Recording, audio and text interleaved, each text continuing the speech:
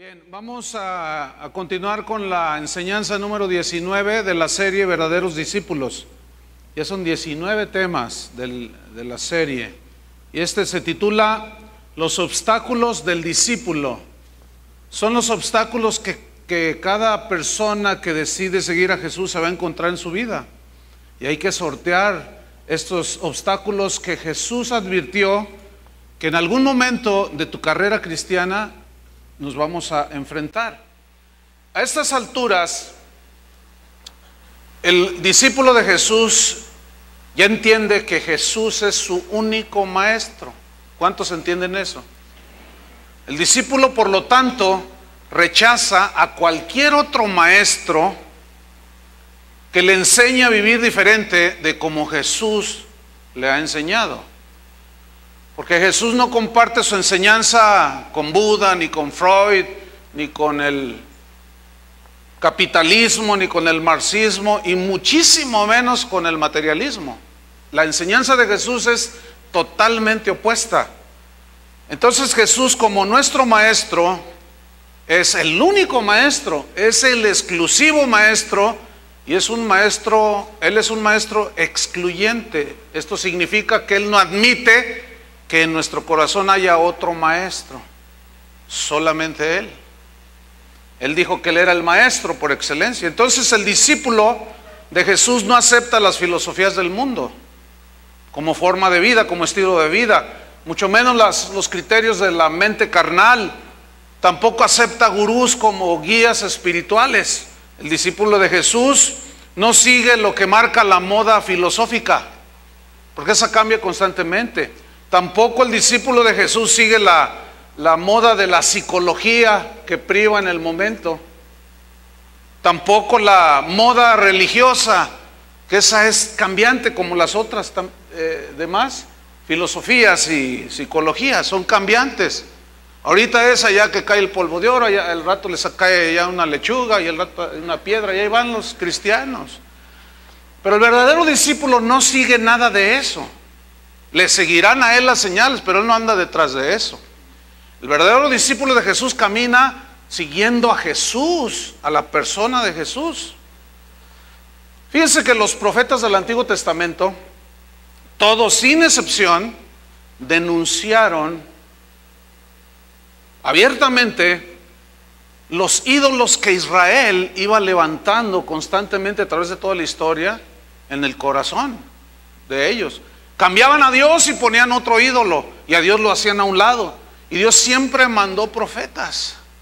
Y Jesús nos viene a establecer y a reconfirmar que amarás al Señor tu Dios con todo tu corazón, con toda tu mente, con todas tus fuerzas. Vino a confirmar: no tendrás dioses ajenos delante de mí, diciendo el Señor.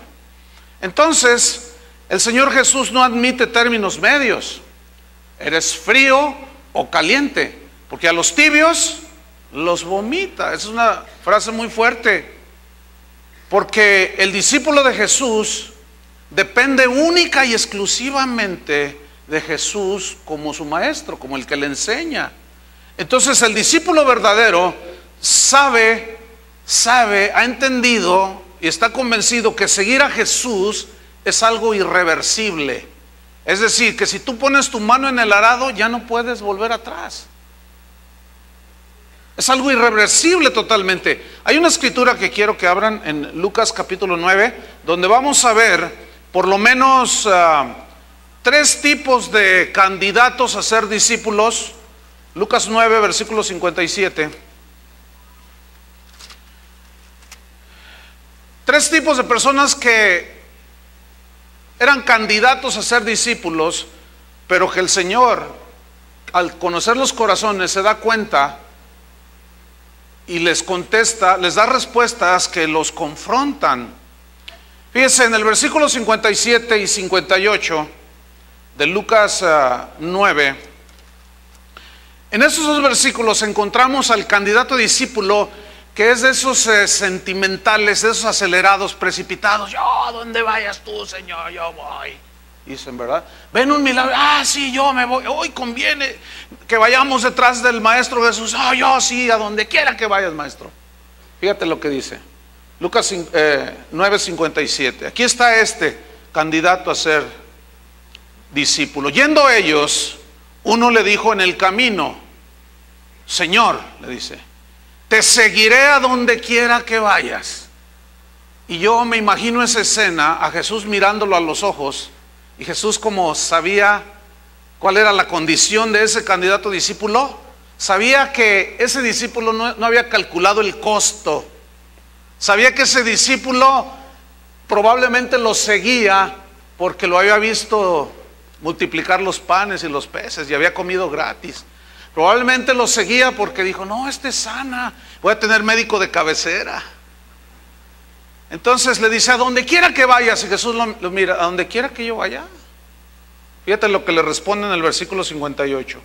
Le dijo Jesús: mira, las zorras tienen guaridas, tienen su casa, y las aves de los cielos sus nidos, donde criar a sus polluelos. Mas el Hijo del Hombre no tiene donde recostar la cabeza. ¿Qué le dijo? ¿Qué le quiso decir Jesús a este candidato a discípulo? Lo que le dijo fue lo siguiente: si tú me quieres seguir, ¿estás dispuesto a que sean las buenas y en las malas? Porque seguirme, a veces va a haber estrechez, a veces va a haber abundancia, a veces va a haber persecución, a veces va a haber ataques, a veces va a haber tiempos en que todo va a ser una calma extraordinaria y una paz maravillosa. Pero a veces yo no tengo dónde recostar la cabeza. ¿Cómo? ¿No? A veces no tengo dónde recostar la cabeza. Pues a mí me habían dicho que tú habías venido al mundo a hacerme rico. ¿Quién te dijo eso? Pues ahí escuché un predicador que vino allá del norte, que tú viniste al mundo a hacerme rico. Pues te dijeron mal. Porque, pregunto yo, si a eso vino Jesús y alguien logra ser rico, ¿ese discípulo estará dispuesto a dejarlo todo lo que ya Dios le dio? No, al contrario, quiere más. Oye, Señor, pero a mí me habían dicho que tú pues dabas buenas casas y dabas buenos carros. ¿Cómo que a veces no tienes dónde recostar la cabeza? Así es. No, a veces no hay donde yo duerma ni recueste mi cabeza. Lo que le quiso decir Jesús es que hay un precio a pagar. Que seguir a Jesús no es seguir a los gurúes, no es seguir a los maestros que andan allí ofreciendo ofertas del Evangelio. Déjame decirle, el Evangelio de Jesucristo le costó tanto, le costó su vida, y Jesús jamás le va a bajar el precio para el que quiere ser su verdadero discípulo. Jamás. Pero los seres humanos somos muy dados a regatear. El mexicano tiene una fama de regatear. Regatear, ¿entiendes eso? Regatear, sí. Es que tenemos visitas internacionales. Entonces, vamos al mercado, vamos a algún lado. ¿Y cuánto por esto? Tanto. Ah, no, está muy caro, le doy. Empezamos a regatear. Con Jesús, el discípulo no puede regatear.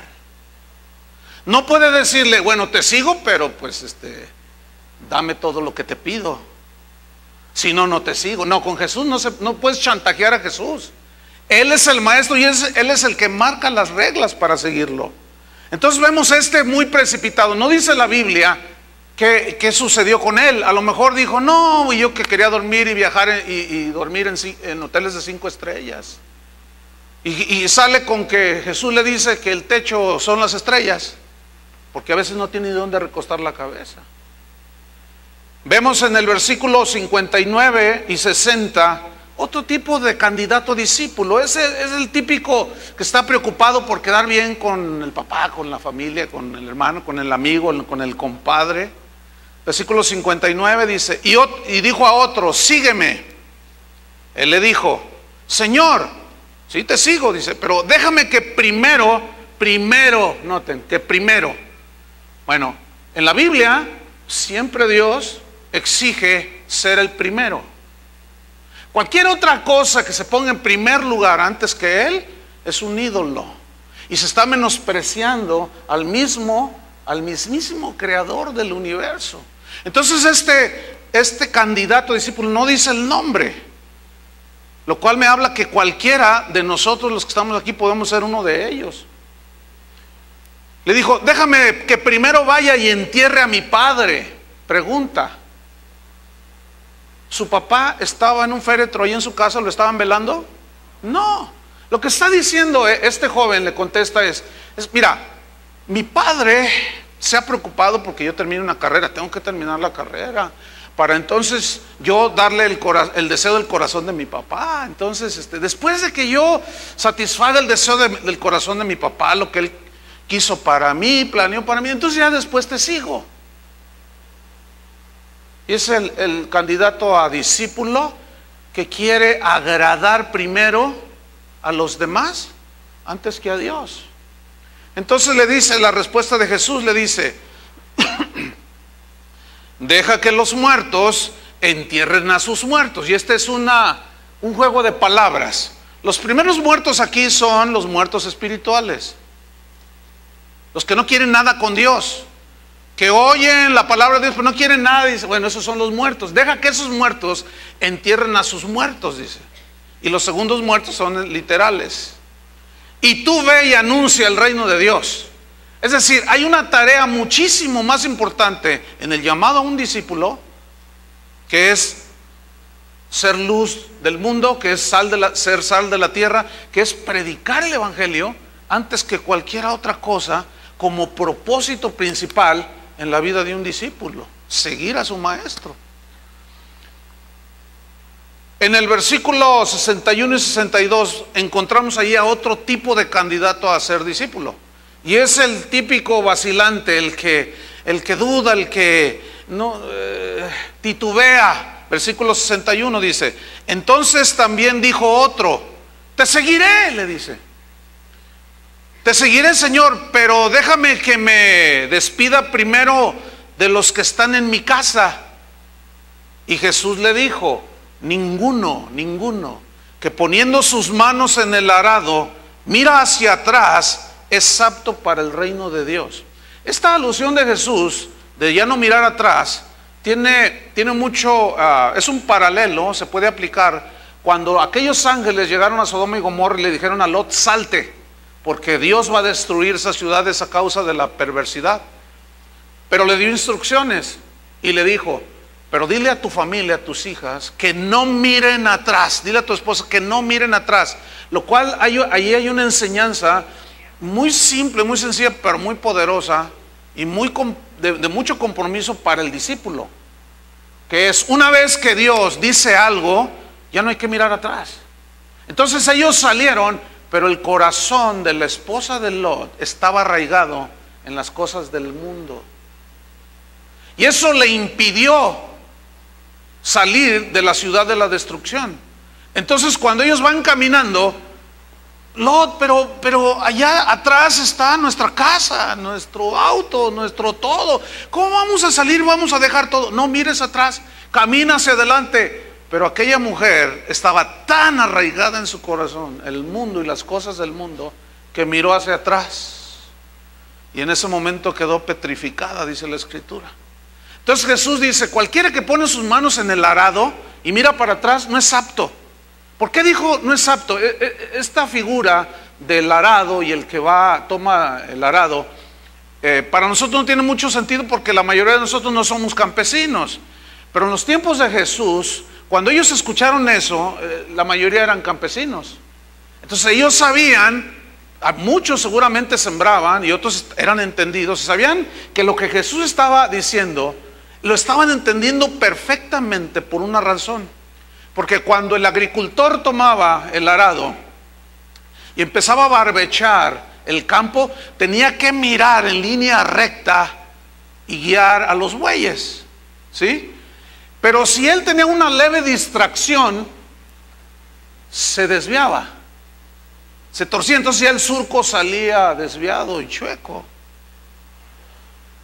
Hace unos días escuché pues es un comercial, es un anuncio del gobierno que mete en la radio, que habla de que cuando vas conduciendo no contestes el teléfono celular. ¿Por qué? Porque está comprobado que un segundo que te distraigas, puedes chocar con el de enfrente. O con un segundo que hagas tú un movimiento, te descuides un segundo, ya se puede desviar. La instrucción es: no quites la mirada del auto que está enfrente. Y mira por los espejos y toma tu carril y allí vete. No vayas así, porque hay mucho riesgo. Y señoras que tienen auto, dice el comercial, no se vayan maquillando ahí. Ay, qué desesperación. Porque a veces le toca a uno una señora que se va maquillando y está, el semáforo está en alto y empieza. Se pone en verde y sigue la señora. Entonces empiezan todos a sonar el claxon. Entonces, acelera, y en su descuido el otro ya se detuvo y le llega por atrás. Un solo descuido, fíjate. Entonces, tiene mucho sentido lo que Jesús les decía. Cualquiera que pone su mano en el arado y mira para atrás, ya se puede ir así. Entonces el discípulo sabe que no puede despegar su mirada de Jesús, porque la mirada es en línea recta. Y el que lo hace, dice, se va a desviar. Pone sus ojos en los hombres, en la gloria del mundo, en otras cosas, y desvía su mirada. No es apto. Entonces, fíjense, el verdadero discípulo de Jesús siempre tiene su mirada en Jesús. Siempre. En 1 Reyes 19, no lo busquen, versículos 19 y 21. Ahí hay una historia de Eliseo, que estaba arando con las yuntas de bueyes. ¿Recuerdan? Y llega Elías y lo mira y le llama, se quita el manto y se lo pone. Ahora, para nosotros igual eso no tiene mucho sentido, porque nosotros no tenemos esa cultura, ni éramos el pueblo escogido de Dios. Pero Eliseo sabía que lo que había hecho Elías de ponerle el manto, le está diciendo: tú vas a ser mi sucesor. Entonces él le dice: ok, está bien, yo voy a seguir al Señor, pero voy a ir a mi casa a despedirme de los míos. Ahora, ¿se acuerdan que Jesús dijo: no, deja que los otros se despidan? ¿Que se está contradiciendo? No, déjeme explicarle. Lo que pasa es que Elías no es Dios, ni era Jesús. Y cuando él le pone el manto y Eliseo le dice: voy a ir a mi casa a despedirme de... Dice: ¿a mí qué? Le dice. Pues, ¿a mí qué? Ese es un asunto con tú y Dios, pero yo qué, yo nomás hice lo que tengo que hacer. Tú eres el sucesor, mi sucesor. Entonces no se está contradiciendo. ¿Por qué? Porque Elías era hombre y Jesús es Dios. Entonces Jesús está sobre Elías. Ahora, Eliseo se despidió de su padre, de su familia y todos, pero dice que tomó los bueyes y los sacrificó. Y con la yunta, con la madera, hizo un sacrificio y se entregó a Dios. Es decir, ¿qué hizo Eliseo allí en ese momento? Él renunció a sus proyectos, a su visión personal, a sus anhelos, a todo lo que tenía. Porque tener una yunta de bueyes en ese tiempo costaba mucho dinero. Es como hoy tener un tractor, cuesta una buena lana, un buen billete, decimos acá. Entonces Eliseo estaba totalmente dispuesto a seguir al Señor y quemó su yunta y a los bueyes los sacrificó. Entonces el discípulo de Jesús lo debe de seguir a él sin doblez, dejándolo todo, con una disposición a seguir y a obedecer la voluntad de su maestro. Porque como les dije en una de las enseñanzas pasadas, en los tiempos de Jesús la gente escogía a sus maestros. Los griegos escogían: yo quiero ser discípulo de Aristóteles. El discípulo escogía, pero en el caso de Jesús, no. En el caso de Jesús, Él nos escoge a nosotros. Porque Él dice: yo los elegí a vosotros, no ustedes a mí. Entonces Él te elige y te dice: sígueme. Pero el discípulo de Jesús debe de entender que debe de seguirlo sin doblez, dejándolo todo. Como Mateo, que dejó su mesa llena de dinero cuando Jesús le dijo: sígueme, y dejando la mesa de los impuestos le siguió. Y cuando Pedro y Andrés estaban pescando, síganme, les dijo. Y dejando sus redes, le siguieron. Ahora, ¿significa esto que si tú vas a seguir a Jesús, mañana vas a renunciar a tu trabajo? No, no, no, no.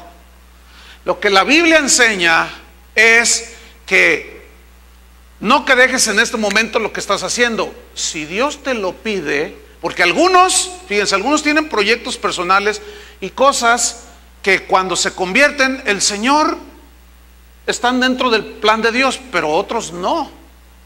Por ejemplo, en el caso de Eliseo, de Mateo, de Simón, de Andrés, de los que fueron apóstoles, ellos recibieron un llamamiento para ser apóstoles. Y eso requería tiempo completo, toda su vida entregada. El asunto es esto: si alguno de ustedes que dice que son discípulos, un día Dios lo llamara, justo en el momento en que tu negocio va viento en popa y estás ganando mucho dinero, ¿estarías dispuesto a dejar todo para seguirlo a Él? Ahí es donde ya empieza el problema. Ahí es donde empiezan los obstáculos. Ahí es donde ya algunos dicen, ay, como aquel joven rico que llegó con Jesús: maestro, ¿qué haré para la vida eterna? Bueno, los mandamientos te sabes. Pues sí, mira, esto y esto y esto. Ah, bueno, mira, vende todo lo que tienes y dalo a los pobres. Ah, no, dice, todo menos eso, lo que me ha costado hacer mi dinero, para que tú me digas que se lo dé a los demás. Eso es exactamente lo que quiero. Ahora, no a todos les va a pedir que vendan todo y se lo regalen a los pobres. ¿Por qué? Porque el caso de ese joven era la avaricia, y él no estuvo dispuesto a dejar todo para seguir a Jesús. Le fue más importante el dinero que el mismo Jesús. Entonces, no. Realmente aquí a mí me surge una pregunta que siempre me hice desde que me convertí. Yo me pregunté y dije, ¿por qué tan drástico el llamado de Jesús? ¿Por qué es tan definitivo la exigencia de Jesús a seguirlo? Es un poco duro. Pero al paso del tiempo entendí por qué. Porque la grandeza de su sacrificio no puede exigir menos. Él se entregó totalmente a su obra redentora, ¿sí o no? Él no murió, no medio murió en la cruz, no medio que lo golpearon y después ya se corrió y se escondió. No. Él sufrió todo, su entrega fue total. Su obra de salvación fue completada. No puede exigir menos más que le entreguemos toda la vida. Eso es lo menos que exige. Amarás al Señor tu Dios con todo tu corazón, toda tu mente, todas tus fuerzas. No puede ser menos. Hay una historia de un gran hombre, un músico, un gran concertista de violín, que estaba dando en Alemania un concierto, y estaba la gente ahí embelesada escuchando aquel concierto, aquellas notas tan maravillosas del melancólico violín. Entonces cuenta esa historia que estaba entre las primeras filas una chica que estaba embelesada, ¿no?, con aquellas notas del violinista. Cuando termina el concierto, la chica se le acerca al violinista y le dice, maestro, dice, daría mi vida por poder tocar como usted toca. Y el maestro violinista le dijo, muchacha, eso es exactamente lo que yo di. ¿Entendieron o no? Si no, le seguimos, que al cabo eso no tiene que ver nada con la salvación. Si lo entendieron, está bien. Eso es exactamente lo que yo di, muchacha, mi vida para poder tocar así. Yo conozco músicos que ensayan 8 horas al día. Pregúnteme cómo tocan. Pues muy bien, dan su vida. Los discípulos son de 24 horas, porque hay discípulos domingueros, como usted comprenderá, o como algunos comprenderán. Son discípulos domingueros que nada más desempolvan la Biblia el domingo. Qué triste, ¿no? Pero Jesús no puede rebajar el precio. No, todo o nada. Esa es la consigna de Jesús. Él no admite servir a dos señores. Él no admite, porque no se puede servir a dos señores. Es imposible. Entonces el discípulo de Jesús debe saber que seguirlo es irreversible. Ya no hay vuelta para atrás. Ya no, ya no. Déjeme ilustrárselo. Cuando usted se sube a un avión con destino a Madrid, tú lo vas a hacer en 2 días.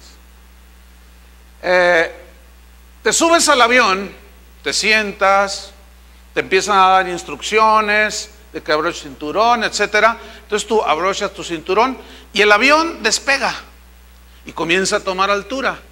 Pero yo jamás he visto a nadie que en pleno vuelo vaya con el capitán y le diga: bajan en la esquina, me quiero bajar. Tocan el timbre y dice: bájame en la siguiente nube.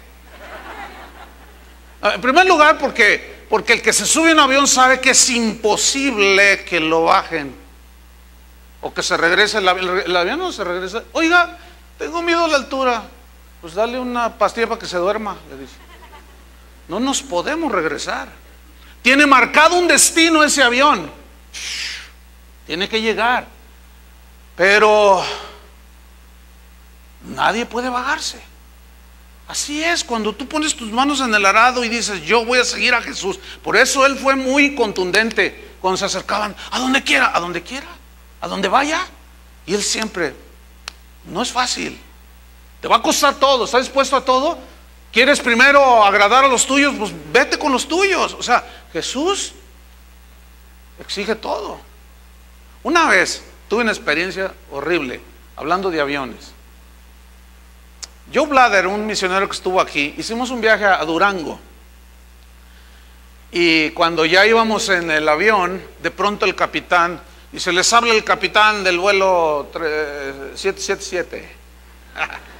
Dice: por favor, a partir de este momento, nadie se levante al baño, sin excepción. Todos sentados, abróchense los cinturones, porque estamos a punto de entrar en una tormenta y hay mucha turbulencia. Entonces todos, porque a medio vuelo a veces se suelta uno y empezaron todos, y todas las aeromosas ahí: a ver, señor, ándele, y todo. Entonces ya estábamos así, y de repente, yo no sé cuántos se han subido a una montaña rusa, yo nunca, pero después de eso, yo digo: no, eso debe ser terrible. Además de que a mí me da vértigo todos esos juegos mecánicos. No me subo, no puedo. Y de repente sentimos una caída. Después nos dijeron que fue más o menos de 1000 metros. ¿Te imaginas 1000 metros? Porque las bolsas de aire vienen así, las corrientes, y lo que se dio fue esto.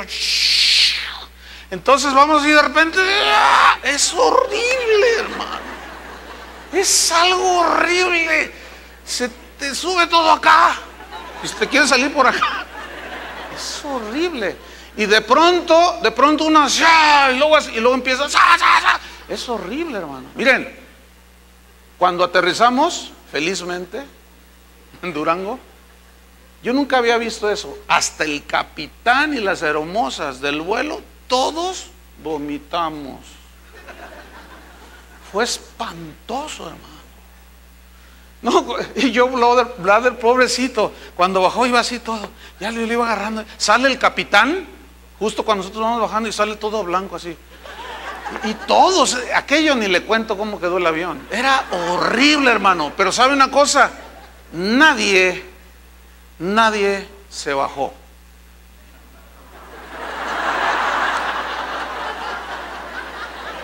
Aunque hubiera querido bajarse, era imposible.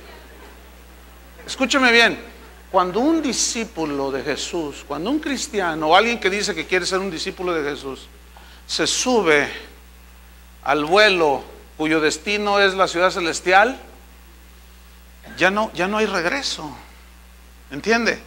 Pero en el trayecto va a haber muchas turbulencias, va a haber muchos sacudimientos, va a haber momentos malos, no muy agradables, pero ya no puede volver atrás. Yo no sé usted, yo ya hice mi decisión hace muchos años. Unos apenas empiezan a tomar el vuelo, otros ya van a la mitad, otros despegando, no lo sé. Pero si hay alguien que todavía está en tierra, espero me estén entendiendo, estén en tierra y dicen: yo a donde quiera, yo a mi vida por Jesús. Calcúlale, Porque una vez arriba, ya no te puedes echar para atrás. Ya no. Entonces el discípulo sigue hasta el final. Además, el destino que tenemos, pues Pablo dijo lo siguiente, que esta leve tribulación momentánea, solo unos cuantos años, hermanos, solo un poco más. ¿Cuántos anhelan que Jesús ya venga?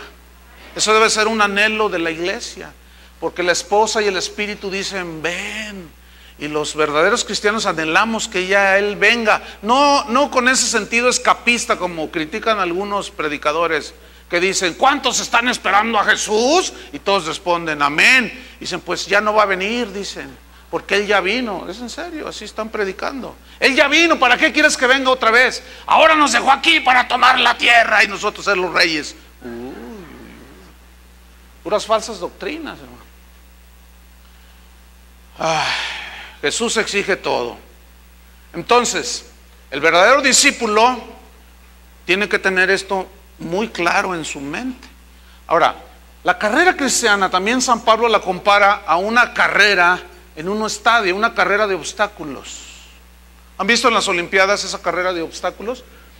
En la que los corredores, aún al disparo, todos salen al mismo tiempo y van corriendo, y de pronto a cierta distancia se encuentran con unos obstáculos.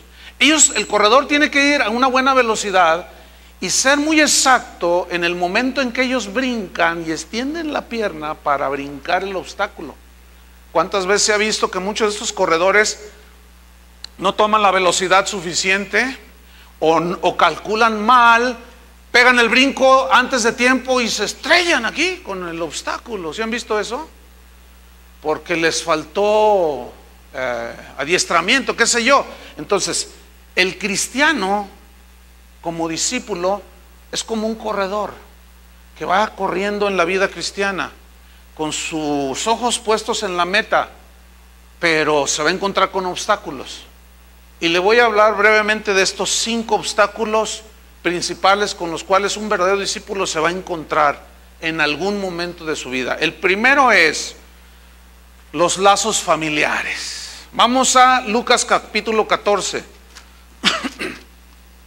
La familia. ¿Cuántos aman a su familia?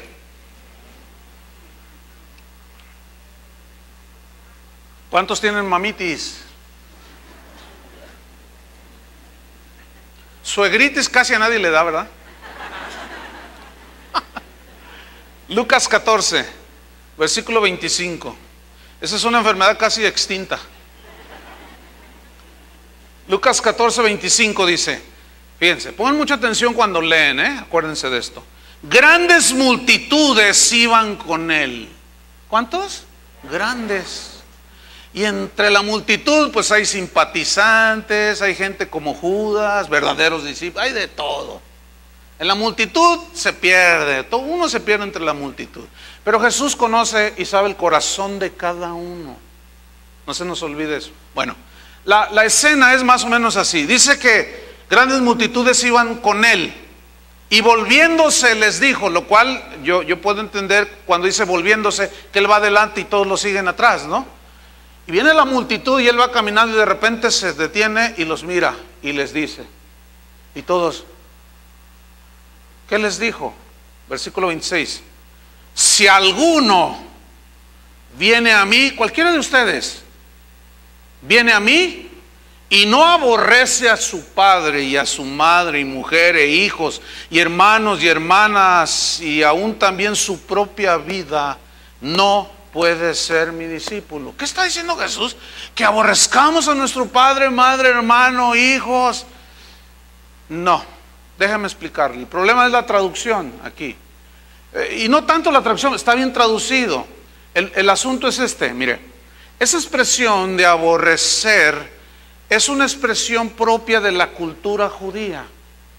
Eso es lo que se llama y se conoce como hebraísmo. ¿Qué es un hebraísmo? Son expresiones propias de la cultura judía, que se van acuñando, se van formando, así como los mexicanos tenemos nuestros mexicanismos, ¿entiende? Por ejemplo, ahí le va un mexicanismo. Si usted va a cualquier parte del mundo y le dice a alguien, ¡ay! Me cayó el 20. Van a ver, ¿qué dijo? ¿Qué dijo? Que le cayó el 20. ¿20 toros? ¿Qué es eso? Si hay un mexicano ahí entre la multitud, dice, ¡ay! Y este está entendiendo. Porque para nosotros me cayó el 20 es, ¡ah, ya entendí! Ese es un mexicanismo, una expresión propia de los mexicanos. Pero los demás no van a entender. Y así en España hay españolismo, ¿sería lo correcto? ¿En Dallas hay los dalasismos? No sé. ¿En Estados Unidos los gringuismos? Sí, o sea, son expresiones propias de cada cultura.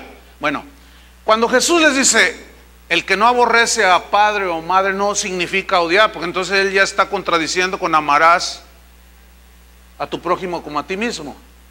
No, entonces este es un hebraísmo, esta es una expresión que significa amar menos, preferir menos que a Dios.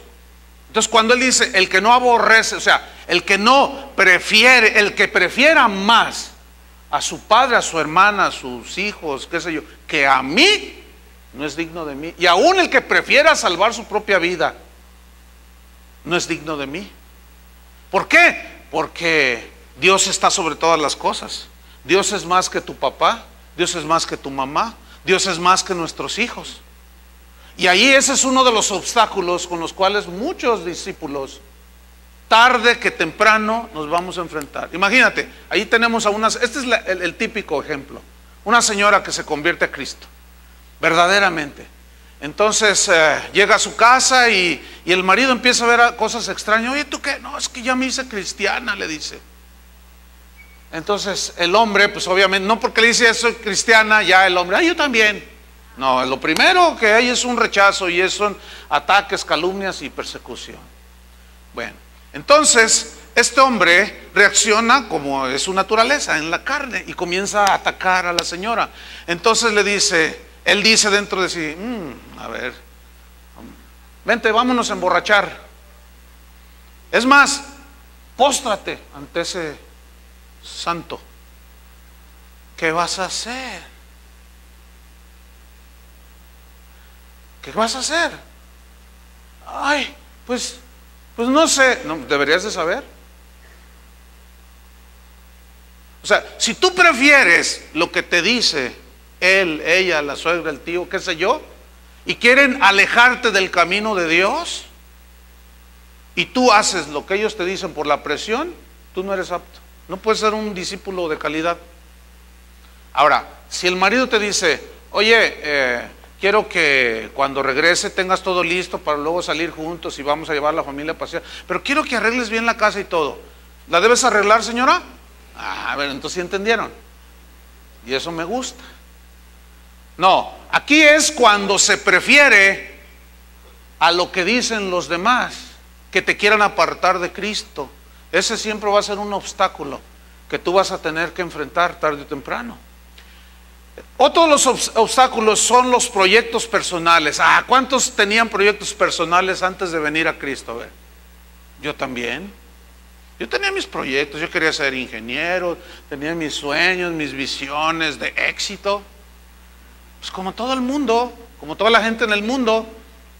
Y quería hacer esto y quería hacer lo otro y más allá. Tenía sueños hasta de ser un tipo Che Guevara. Es que me juntaba ahí con los comunistoides de la UDG, ya saben, ¿no? Entonces yo quería ser ingeniero agrónomo para llegar al campo y sacar al campesino de la pobreza. Ese era mi sueño, ese era mi proyecto personal, fíjense, para ayudar a los campesinos. Por eso quería ser ingeniero agrónomo. Pero cuando me convertí a Cristo, el Señor me cambió los planes. Porque me dijo, deja todo. A mí me llamó al ministerio, no a todos los llama al ministerio, pero me llamó al ministerio justo en el momento en que tenía un trabajo que, miren, ganaba aquello que ustedes quieren también, que todo el mundo quiere, dinero. Justo en ese momento, el Señor me dice, ahora sí deja todo y sígueme. Y yo, ¿what? Deja todo y sígueme. ¿Saben? Dejé todo, porque ese fue para mí el llamado. A mí me dijo, deja todo, y dejé todo. Bueno, ya como cristiano, tracé mi propio plan, tracé mi propio deseo y anhelo y proyecto personal. ¿Saben qué quería hacer yo dentro del ministerio? Yo quería ser evangelista, porque me gustaban los evangelistas. Es que llegaban y, ¡ah!, y pues se asustaban los demonios. Entonces yo veía cómo liberaban a la gente, y le hacían, ¿no? Y luego, ¡ah!, y luego te reprendo y en el nombre de Jesús. Y yo decía, no, qué suave. Y pues toda la gente, pues eso es muy llamativo, ¿no? Entonces yo dije, no, ya sé, yo voy a ser evangelista. Me senté muy evangelista, pero el Señor me dijo, no eres tan listo. Y miren, comencé mi vida cristiana y de pronto me encuentro con esto del proyecto personal, ya como cristiano. Y el Señor me dice, yo quiero que tú seas pastor. No, pastor, no, Señor, yo quiero ser evangelista. Es que pastor no, porque yo veía a mi pastor cómo lo trataban las ovejas, cómo son las ovejas. Yo decía, no, así como ustedes son. Yo decía, no, yo pastor no. Veía cómo escaseaba todo. El evangelista pues llega y asusta a todos y admira a todos. ¡Ah! Y luego le dan su ofrenda y se va bien contento. Y el pastor no, el pastor se queda con todo el ovejerío allí. Y anda con las ovejas y huele a oveja y todo, ¿no? Yo dije, no. Yo le dije, no, Señor, mira, yo quiero ser evangelista. Y el Señor me dejaba. Pero de pronto, otra vez el obstáculo. Me decía, un día me dijo, ya para no irme más tiempo, me dijo, ¿vas a hacer lo que yo quiero que tú hagas o vas a hacer lo que tú quieres? ¿Y qué quieres que haga? Tú vas a ser pastor. Tuve que hacer un lado mi proyecto personal, ¿me entiende? Aún dentro de Cristo. Vamos a una escritura. Lucas 9:23, de donde estábamos un poquito atrás. Lucas 9:23. Y decía a todos, así, aquí nadie se escapa, ¿eh? Decía a todos, si alguno, ¿por qué dice alguno?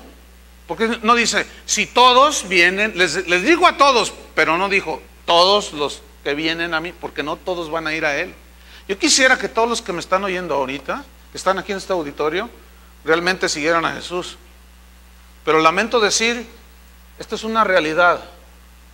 Yo quisiera en mi corazón, pero sé que no todos. ¿Serás tú, yo, maestro? Ay, se quedaron fríos. Bueno, está bien, que se pongan a reflexionar. Entonces dice, si alguno quiere venir en pos de mí, niéguese a sí mismo. ¿Qué es negarse a sí mismo?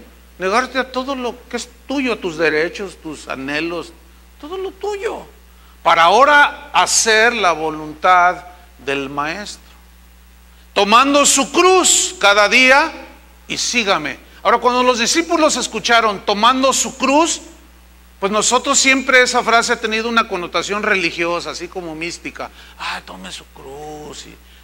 Pero cuando los discípulos escucharon cruz, acuérdense que en ese tiempo la crucifixión era el castigo a los delincuentes. Y ellos vieron muchas crucifixiones. Entonces cuando Jesús dice, el que no toma su cruz, la cruz era un símbolo de la muerte. El que no muere a sí mismo. A todos los anhelos, aunque sean buenos, pero si no están en la voluntad de Dios, la pregunta es, ¿cuántos están dispuestos a renunciar a ellos? Ese es el punto del discipulado, hermanos. Niéguese a sí mismo, tome su cruz cada día, ¿y qué más? Y sígame. Mire, en Marcos 1, vamos a ver un ejemplo en la Biblia, Marcos 1:16. De cómo los proyectos personales muchas veces, en algunas ocasiones, Dios te los pide. En otras no, en otras se convierte a alguien, está estudiando arquitectura y Dios quiere que seas arquitecto, pero a veces no. El punto es hasta dónde estamos dispuestos a negarnos a nuestros propios proyectos. Vamos a leer Lucas, Marcos, capítulo 1, versículo 16. Dice, andando junto al mar de Galilea, vio, o sea Jesús, vio a Simón y a Andrés su hermano, que echaban la red en el mar porque eran pescadores. Ahora, un pescador, un agricultor, un comerciante, cualquiera que tiene un negocio, quiere que produzca, ¿no es cierto? Cualquiera quiere que su negocio crezca. Bueno, cualquiera quiere que su negocio le dé para comer y un poco más, para extender sucursales por todo el país. Esa es la visión siempre de un empresario. Bueno, humanamente yo estoy convencido de que Pedro y Andrés tenían en mente pues crecer el negocio de la pesca. Entonces ellos echaban vamos Andrés, vamos, 1, 2, 3, vamos a agarrar los mejores atunes, de 20 kilos. Vamos a agarrar los mejores peces para poder poner nuestra empresa de productos pesqueros Simón S.A. Porque ellos querían. Eso es algo natural. Eso es algo que toda la gente quiere hacer. Ellos pensaban en sus hijos.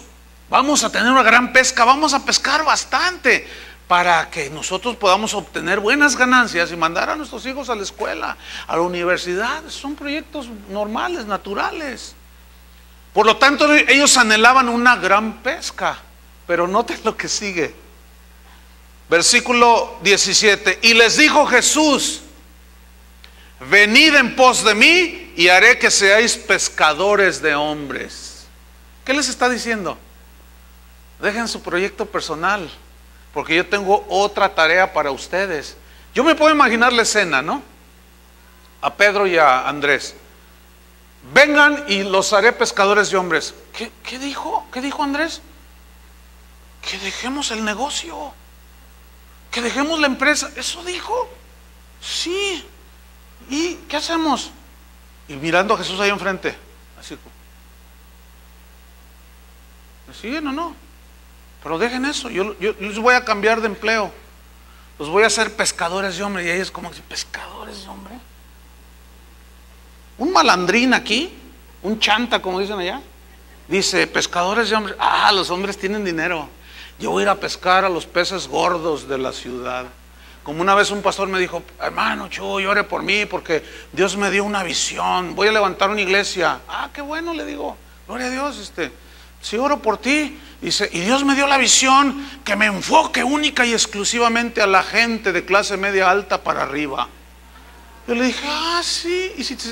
Le dije, o sea que tú vas por los peces gordos. Dice, sí, porque son los que tienen plata y con plata podemos hacer muchas cosas para el reino. ¿Para el reino? ¿Cuál reino? El de ellos. Entonces yo le dije, o sea que tú quieres los peces gordos, pero si se te mete un charalito ahí, un pececillo, ¿qué? Fíjense que hubo una corriente muy fuerte en los años 90 en ese sentido, ¿eh? No sé qué tanto sigan las iglesias, pero un montón de pastores empezaron con ese rollo, que Dios me dijo que ganara a los ricos de Guadalajara. Bueno, ¿y si se acerca un pobre, qué? Eso es lo único que están evidenciando, es su tremenda codicia. Qué casualidad que el Señor no les dijo a los pobres de Guadalajara, ¿por qué a los ricos? Ahora, Santiago dice que si en la congregación entra un rico y un pobre, al rico le dices, tú siéntate aquí adelante, así como Carlos, que es bien rico. Siéntate allí. Y al pobre, con vestido andrajoso y humilde, pobre de condición, tú siéntate allá afuera. Dice, estás haciendo una distinción, una acepción de pecado, estás cometiendo de personas y estás cometiendo un pecado. Lo cual a mí me enseña que es una falacia de Satanás, una mentira en la cual caen algunos ministros de querer tener iglesias con puros peces gordos. ¿Me entiende? Porque ¿qué siente un pobre? ¿Lo vas a correr?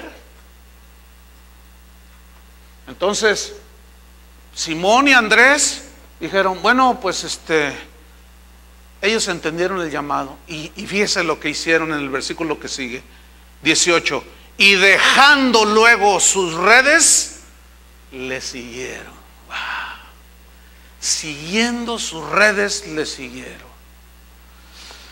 Pues aquí las redes simboliza su proyecto personal, sus anhelos, sus deseos, etcétera, ¿no? ¿Cuántos están dispuestos a eso?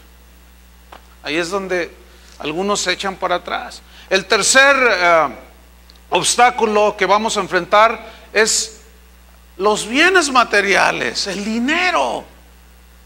Fíjate lo que dice en Mateo 6:24. Mateo 6:24. Ahora, ustedes ya saben que el dinero en sí mismo no es malo, en sí mismo no es malo. El dinero es neutro, no es ni bueno ni malo. El problema es la actitud que un discípulo tenga hacia el dinero. Pablo dice que la avaricia es idolatría. Entonces fíjense lo que dice en Mateo 6:24. Dice así: ninguno puede servir a dos señores. Mire, si leemos esa frase así nada más, no, pues sí, ninguno. No, vamos a analizarla. Escúchenme todos bien. Dice así: ninguno. ¿Cuántos son ninguno? Ni uno solo. Ni uno solo. Háganle todos así: ni uno solo. Ni uno. Ninguno. Eso es ninguno. Ahora, ninguno puede. Ninguno puede. No se puede. Pero hay algunos que creen que pueden. Esos predicadores de la prosperidad, a los cuales ya hemos denunciado aquí y hemos establecido que es una doctrina que no es bíblica, que inclina a la gente hacia la codicia, que ancla a la gente en los bienes materiales de aquí. Ellos creen que sí se puede, pero no se puede, hermanos. Porque hay cristianos que su vida es obtener la casa de sus sueños, el auto de sus sueños, el viaje de sus sueños, la estabilidad económica de sus sueños. ¿Y qué si una vez la logran? ¿Están dispuestos a dejarla si el maestro se los pide? ¿Verdad que no? Entonces, ¿ven que el mensaje es opuesto? ¿Quién estará equivocado? ¿Jesús o los falsos profetas de la prosperidad? Les estoy preguntando. Yo me quedo con lo que dice Jesús. Si Él dice ninguno, yo le creo a Él, no tengo problema. Ninguno puede servir. Aquí servir viene de la palabra griega doulos, que significa, también se traduce esclavo. En el tiempo bíblico había esclavos. La gente compraba personas como esclavos. Y cuando alguien compraba un esclavo, el esclavo sabía que no tenía ningún derecho y que era comprado para servir incondicionalmente a su amo. Pablo dice: yo, Pablo, esclavo de Jesucristo. Pero esta esclavitud es voluntaria. O sea, yo decido ser esclavo de Jesucristo. Y si yo decido ser siervo y esclavo de Jesús, debo entender que mis derechos y mis anhelos ya no cuentan. ¿Me entienden? Ya no, porque soy esclavo. Entonces cuando Jesús dice ninguno puede servir a dos amos, a dos señores. Y aquí Mateo utilizó la palabra griega kyrios, que se traduce por señor, pero significa supremo, el que está por sobre todo. Entonces, nadie puede servir a dos que sean supremos. Es imposible, no se puede. ¿Por qué? Jesús lo dijo: porque si quiere agradar a uno, va a desagradar al otro, va a amar al otro y va a menospreciar al otro. Y luego dice: no podéis servir a Dios, dice ahí el versículo, no podéis servir a Dios y a las riquezas. Ahora, ¿y si Dios te bendice? ¿Te da bienes materiales? Bueno, la Biblia dice que Dios da bienes en abundancia para que los disfrutemos, así dice la Biblia. Pero esos bienes no deben de estar en el corazón, porque si no va a ser un obstáculo para obedecer a Dios. Tú tienes que estar dispuesto, tú los debes de tener en la mano, no en el corazón. Y no deben de ser un obstáculo para seguir a Cristo cuando Él te diga: ahora haz esto. Pero mi negocio, no, yo no estoy preguntando tu negocio, te estoy diciendo que ahora hagas esto y sigas por aquí. Pero es mi negocio. Bueno, no puedes servir a dos señores, porque vas a agradar a las riquezas, pero vas a desagradar a Dios. Y fíjense, aquí la palabra riquezas se tradujo de una palabra que tiene origen desde arameo y tiene varias connotaciones, o mejor dicho, raíces etimológicas, pero se refiere a un dios que los antiguos adoraban y se llamaba el dios Mamón, que era el Dios que representaba las riquezas. Era un ídolo, era un monote así, todo lleno de oro. Entonces cuando Jesús dice, no podéis servir a Dios y a ese ídolo que representa las riquezas, no se puede. Entonces esto que Jesús está diciendo, escúchenme bien, es totalmente contrario a lo que se predica hoy en las iglesias. ¿Sí o no? Díganlo, ¿sí o no? No se puede. Pero muchos creen que sí se puede. No se puede. Por eso la iglesia ha caído en una apostasía espantosa.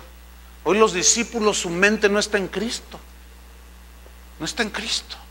Está en lo que pueden sacarle a Él. Lo siguen porque lo vieron, que les multiplicó los panes. Pero Jesús conoce el corazón de cada quien.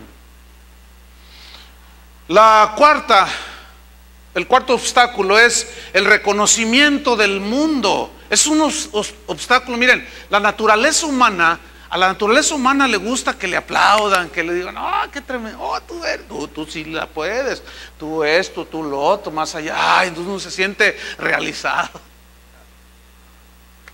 Y hay mucho, miren, los artistas mismos lo dicen, yo vivo del aplauso de mis fans, o sea, de la gloria que les dan ellos, del reconocimiento.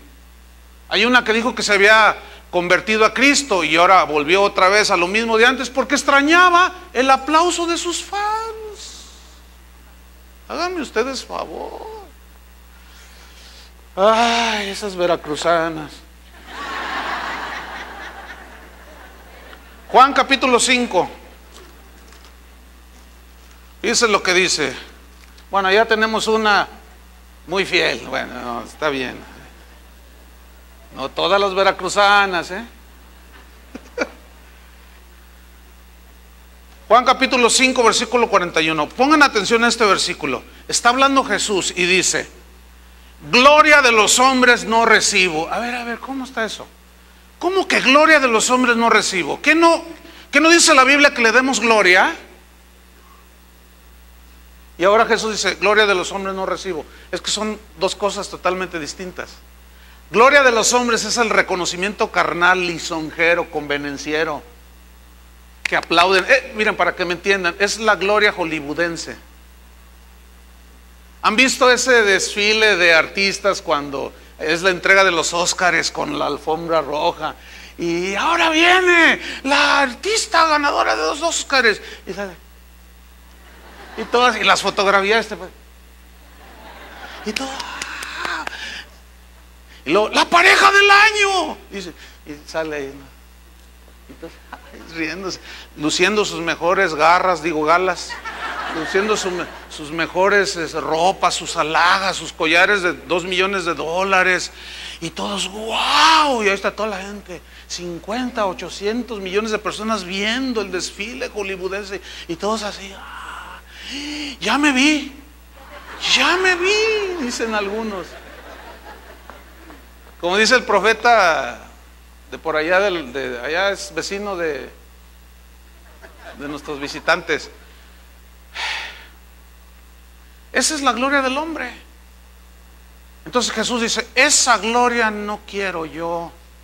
Yo no vine a pisar alfombras rojas, ni a recibir premios Grammys, ni a recibir Óscares. Yo no quiero la gloria de los hombres. ¡Wow! Y todos se quedaron así. Ahora fíjate otro versículo. Juan 7, versículo 18. Fíjate este versículo, y esto se los dedico a nuestros queridos y amados graduados, que ahora ya creen que pueden predicar. ¿Sí pueden predicar ya? Este se los dedico con todo respeto. Ahí les va. El que habla por su propia cuenta, su propia gloria busca. ¿Les gustó, graduados? ¿Saben qué significa eso? Que el hombre de Dios, la mujer de Dios, el predicador de Dios, el maestro de la palabra, no tiene su propio mensaje. No habla lo que se le ocurre. No habla de las modas filosóficas, psicológicas y religiosas. No trae su propio mensaje. El verdadero ministro de Dios predica el mensaje de Jesús. ¿Escucharon eso? Porque si ustedes predican sus propios rollos, es porque quieren su gloria, o están buscando su gloria. ¿Por qué? Esos son los predicadores que le predican a la gente cosas que les gusta. El predicador de Dios no siempre va a hablar cosas, es más, casi nunca, porque el evangelio es confrontativo. El evangelio te desnuda, el evangelio saca, porque la palabra de Dios es como una espada que penetra y discierne los pensamientos y las intenciones del corazón. Pero si tú quieres tu propia gloria, vas a predicar lo que le gusta a la gente, no lo que dice Dios. Y Jesús, fíjate lo que dice: el que habla por su propia cuenta, que trae su propio mensaje, su propia gloria busca. A ti no te debe de importar quedar bien con los hombres.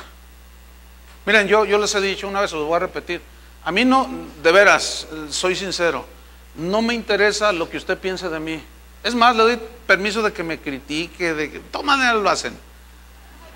Le doy permiso de que usted, mire, a mí no me interesa lo que usted piensa de mí, de veras, hermano. Usted puede decir de mí lo que usted quiera, que vengo de Marte, que no sé, lo que usted quiera. ¿Sabe por qué? Porque a mí lo que me interesa es qué piensa el Señor de mí. Mire, usted no murió por mí, ni yo por usted. Entonces a usted no le debe importar lo que yo pienso de usted, como a mí no me importa lo que usted piense de mí. A usted le debe de importar lo que Dios piensa de usted.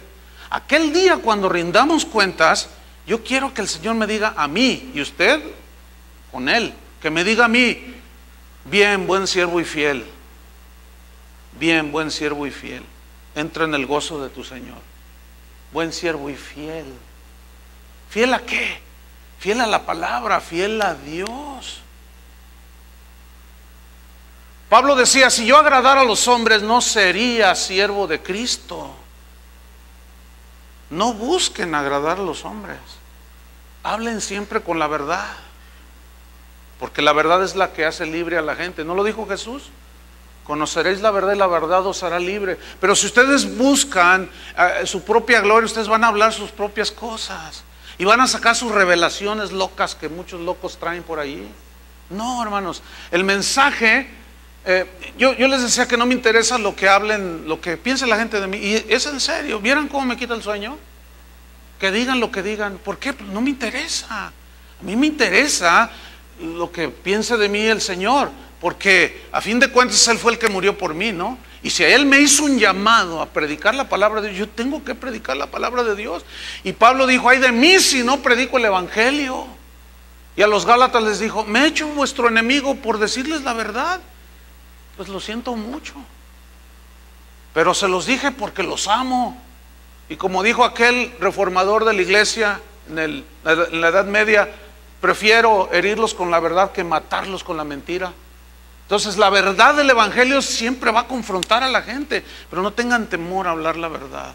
A veces los van a perseguir, les van a decir que a ti te van a decir que eres la monja religiosa, y luego con eso que traes puesta, pues, la monja guerrillera, el monje loco. Acá está el hermano. Ay, fíjate, Juan capítulo 12, vámonos rápido. Juan 12, versículo 42. Fíjate dice, aquí Jesús está hablando,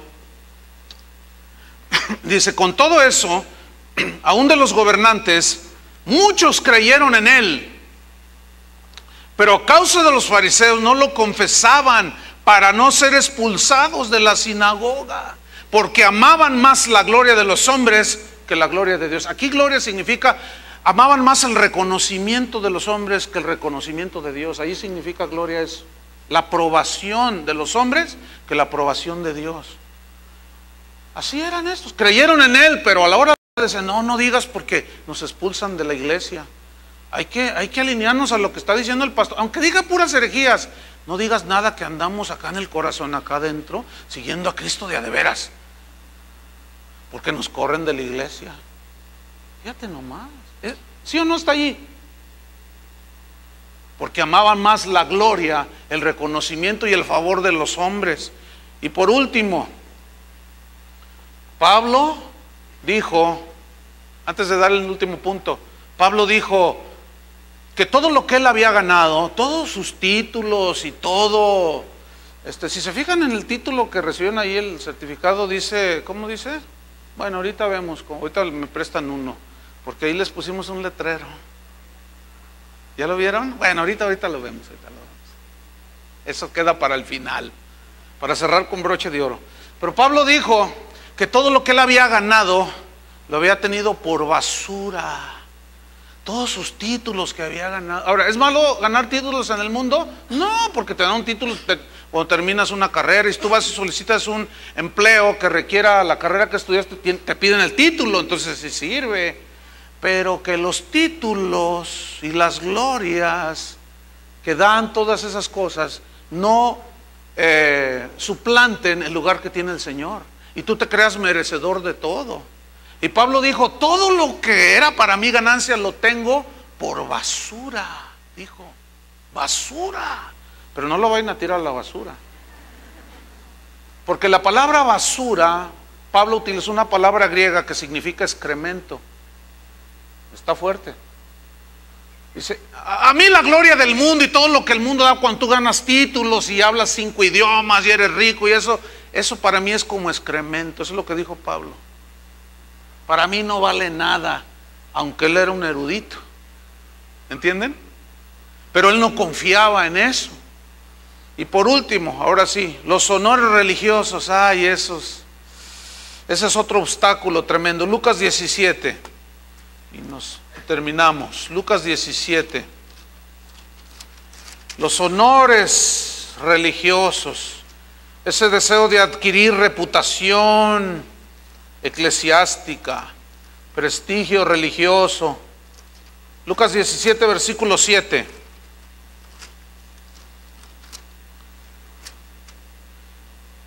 Dice así, pongan atención, ¿quién de vosotros, pregunta Jesús, teniendo un siervo o un esclavo que ara o apacienta ganado, al volver él del campo de hacer su tarea, le dice, pásate, siéntate a la mesa? Dice, pues nadie hace eso, ¿no? Versículo 8, dice, ¿no le dice más bien, prepárame la cena, cíñete y sírveme hasta que haya comido y bebido, y después de esto come y bebe tú? Pues sí, así es el asunto, ¿no? Versículo 9, ¿acaso da gracias al siervo porque hizo lo que se le había mandado? Y dice Jesús, no, pienso que no. Ahora, escuchen el versículo 10, así también vosotros.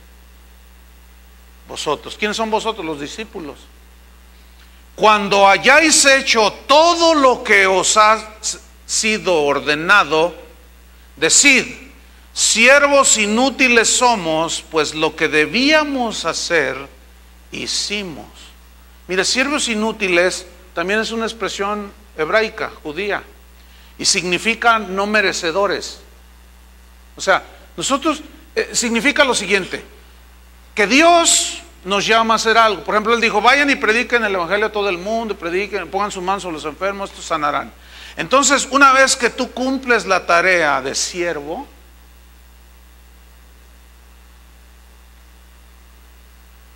Dios no te va a decir, ay, gracias porque oraste por los enfermos. ¿Verdad que no?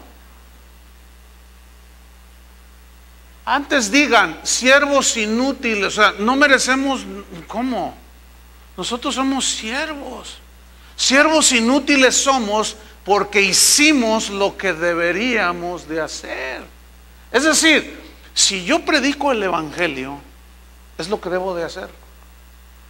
Entonces, si yo hago lo que tengo que hacer, el grado más alto al que yo puedo aspirar en el reino de Dios es a ser siervo inútil. Eso es lo que ustedes están empezando a graduar. Ese es el título que recibieron. Véanlo. Dice, diploma, que el siervo inútil. No, ustedes son aprendices de inútiles. O sea que todavía no se gradúan. Fíjense, hay cristianos que ponen sus manos sobre un enfermo y se sana. Y, se sanó de cáncer. Yo oré por él. Es que yo sí tengo fe. Uy, espérame, a ver, espérame. ¿Por qué te enorgulleces? Notan que el Señor no deja un milímetro de espacio para que uno de sus discípulos se enorgullezca, porque hace lo que tiene que hacer. ¿Lo notan ahí? Porque somos esclavos. Entonces, imagínate un discípulo enorgullecido porque hizo lo que tenía que hacer. Eso no es un concepto en la Biblia, no es bíblico. Sin embargo, ¿cómo está hoy? Lleno de títulos, el superapóstol. Por cierto, ¿han oído del apóstol Armando Negocios de la Cruz? Es amigo de Luis Rodas, que está aquí. Él es el creador de ese personaje. Y ese deseo, hermanos, de reconocimiento eclesiástico, que yo soy el gran ungido, tú eres el gran inútil, eso es lo que... Porque si haces lo que tienes que hacer, siervo inútiles somos, porque hicimos lo que deberíamos de hacer. Fíjense, hace unos días que estuve fuera del país, se me acercó una hermana y me dijo, fíjate que una hermana de la congregación fue a Guadalajara y visitó tu congregación y estaba admirada. Yo dije, ¿de qué? Yo dije, ojalá y diga de la presencia de Dios. Y dice, estaba admirada de que no traes guardaespaldas. ¿De veras? Dice, sí. ¿Qué creen? Miren, yo fui a casa de oración. Chuy Olivares no tiene guardaespaldas. Yo lo estuve siguiendo, me quedé casi al final. A lo mejor estaba viendo la hermana, querida hermana, admirada. Dice, sí, yo lo estuve siguiendo, casi salí al final con él. Agarró su familia y se fue. No había guarú, el único que andaba por ahí era Héctor, el chupón. Y está chiquito así. Ese es mi guardaespaldas. Fíjense el concepto que tienen, hermanos. Ahora, ¿por qué quieren guardaespaldas? ¿Por qué traen guardaespaldas? Porque se sienten los divinos. Ay, no me toquen porque soy de cristal. Ay, que no sé qué. Ay, no quiero que se me acerque la... ¿Se acuerdan que Jesús una vez iba caminando y alguien le tocó el manto? Y Jesús se detiene y dice, ¿quién me tocó? Y Pedro le dice, ¿cómo dices quién te tocó si todos te aprietan? Noten esta circunstancia, todos te aprietan. Un día Pedro la quiso hacer de guardaespaldas y sacó la espada y Jesús le dijo, guárdala, inútil. ¿Me están oyendo, inútiles? No lo digo por ustedes, aunque si alguno lo quiere tomar, pues está bien.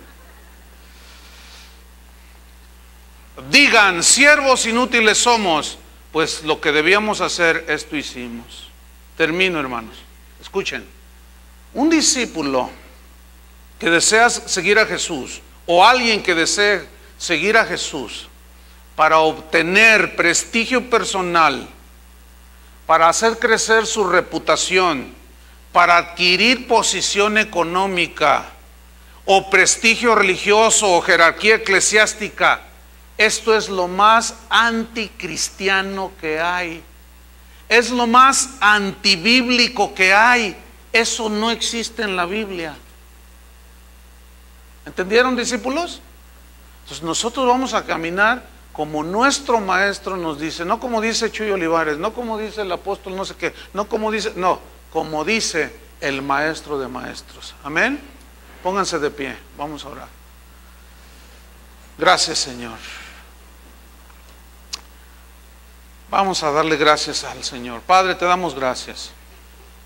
Señor, sabemos que tu palabra nos confronta, nos da luz, pero también nos hace ver nuestra condición. Tú conoces a cada uno de los que están en este auditorio o los que nos están escuchando por la radio en internet. Tú conoces, Señor, sus verdaderas intenciones, sus proyectos, anhelos. Tú conoces cuáles son nuestros puntos débiles y tal vez para algunos sea más difícil romper con los lazos familiares en el sentido de preferirte a ti o preferirlos a ellos. Otros están enfrentando sus propios proyectos en contra de los proyectos tuyos. Otros están en la búsqueda de lo material solamente y no se puede servir a dos señores. Otros buscan la gloria del mundo, están buscando que el mundo los reconozca. Otros buscan la gloria dentro de la iglesia, el reconocimiento. No, esto no es para nosotros, hermanos.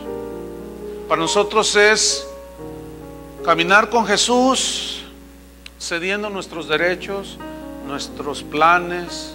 Porque déjenme decirles, aún los planes de Dios son mejores que los nuestros. Sus pensamientos son mejores. ¿Por qué no entregar todo a Jesús? ¿Por qué no decirle al Señor: Señor, yo te firmo una hoja en blanco con mi nombre, llénala como tú quieras? ¿Cuántos están dispuestos? Díganle al Señor: Señor, yo firmo simbólicamente una hoja en blanco para que tú la llenes. Porque nadie que hace un negocio firma nada en blanco, ¿verdad que no? Sin embargo, con Jesús, Él no nos va a fraudear, Él no nos va a mentir, no nos va a robar. Al contrario, nos prometió vida eterna. Nos prometió a todos los que le siguen fielmente.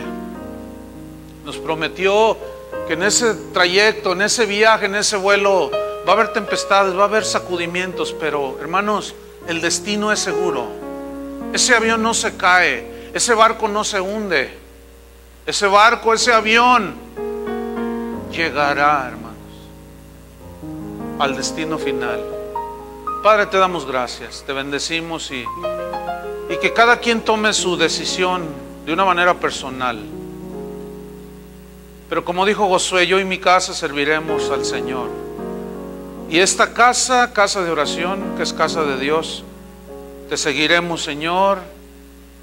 Trataremos de no desviarnos ni a derecha ni a izquierda, con los ojos puestos en Jesús. Que tu palabra sea lumbrera a nuestro camino y vamos a saber dónde pisar. En el nombre de Jesús te damos las gracias. Amén. Que Dios les bendiga, hermanos.